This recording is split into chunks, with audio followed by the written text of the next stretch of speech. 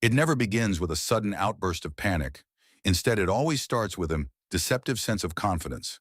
The shops remain full of merchandise, the banks keep their doors open for business, and the newspaper headlines insist with absolute certainty that everything is under complete control. But somewhere in the quiet background, the numbers simply stop making sense. A century ago, a woman in Berlin carried her entire life savings inside a wicker basket overflowing with cash.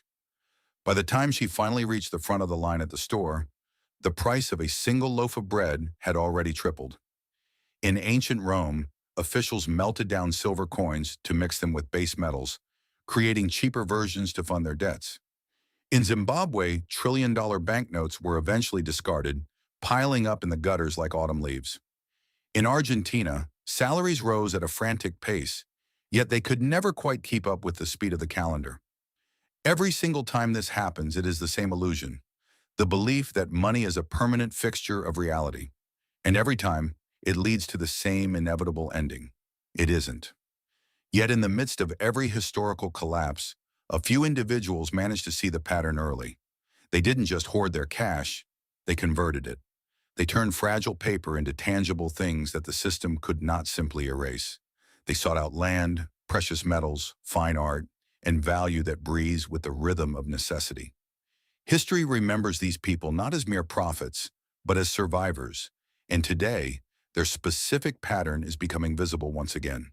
So before we dive into the specifics of what one should buy, we must first understand the fundamental reasons why value dies. This is the reality of empire economics, a place where history whispers its warnings and only those who listen are able to endure. Picture this specific scene from November 1923 in Berlin. A woman wheels a massive, heavy cart through the city streets, and it is overflowing with stacks of paper money. There are enough banknotes there to fill an entire bathtub to the brim.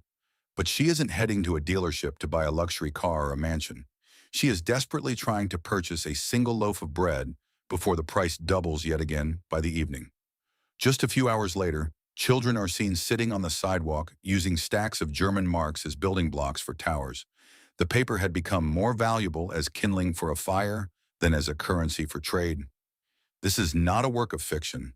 This is the documented reality of what happens when money dies.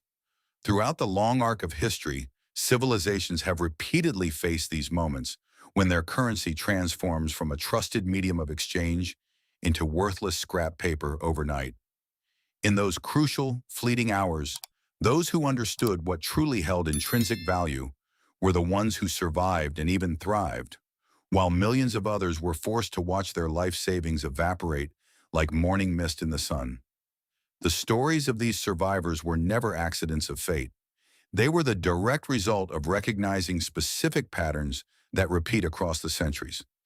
Patterns that the vast majority of people never see until it is far too late to act. Every empire, every nation, and every monetary system eventually reaches a breaking point. The signs are always there, hidden in plain sight, waiting for those who have the knowledge to read them. From the debased silver coins of ancient Rome to the modern fiat currencies of today, the script follows the same devastating arc. Governments begin to print more money to fund their ever-growing expenses. Citizens notice prices rising, but they mistakenly assume the change is only temporary. Then suddenly, and often catastrophically, trust in the system collapses and the currency becomes nothing more than confetti. But here is what the history books rarely tell you in detail. In every single monetary collapse, certain items became significantly more valuable than gold itself. These were not luxury goods or exotic, high-risk investments. They were simple, practical, and mundane things that smart people quietly accumulated while everyone else continued to place their trust in paper promises.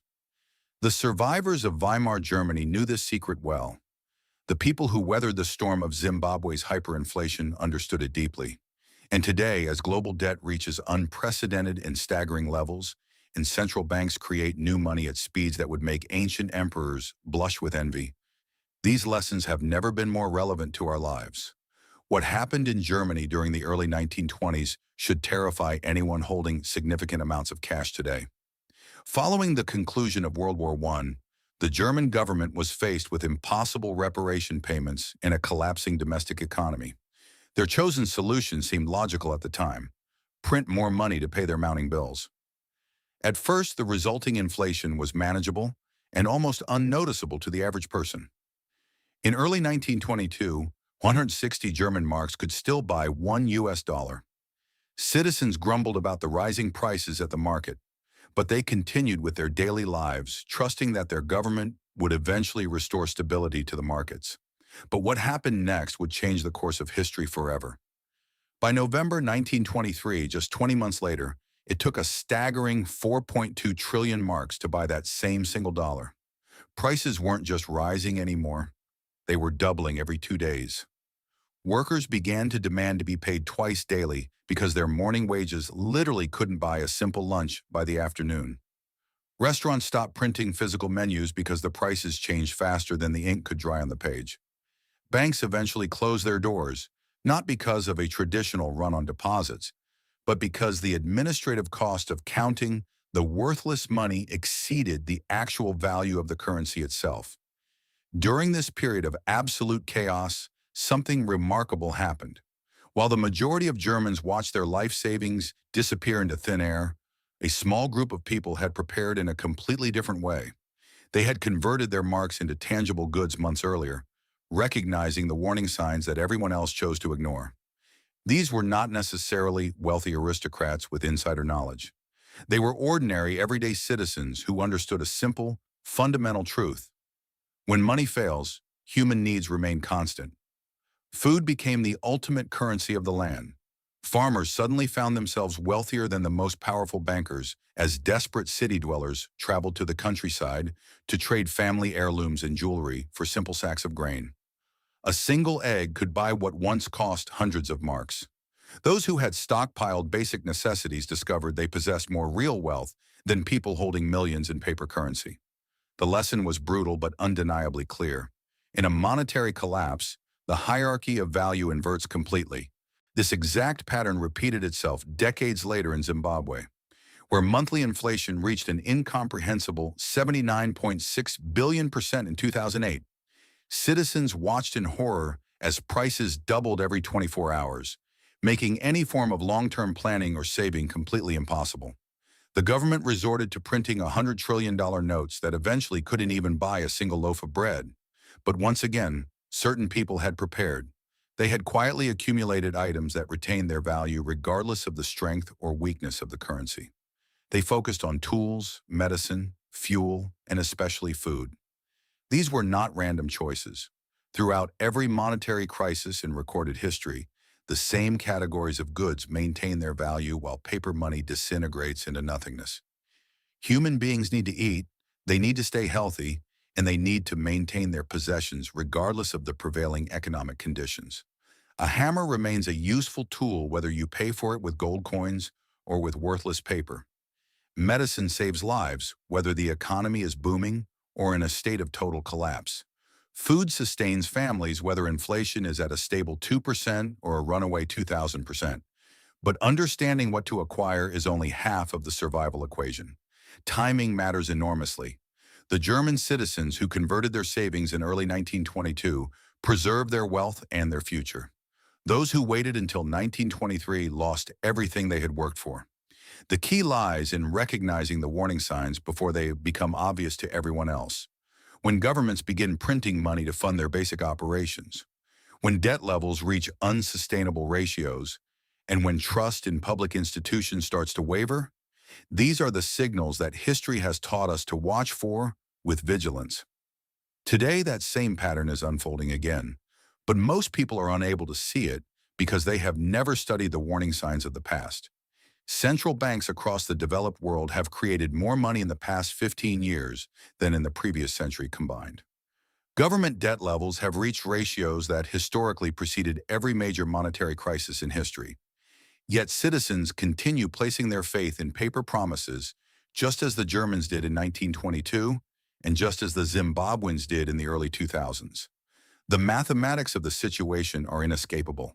When the United States government spends nearly $2 trillion more than it collects each year, and when federal debt approaches 100% of the entire economy's output, the foundation is shifting.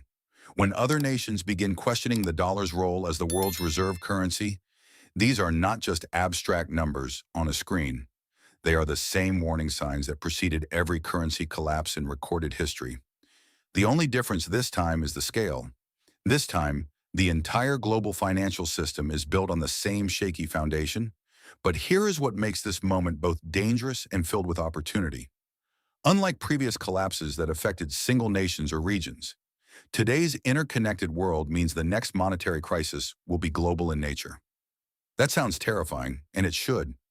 But it also means the lessons from history are more valuable than they have ever been.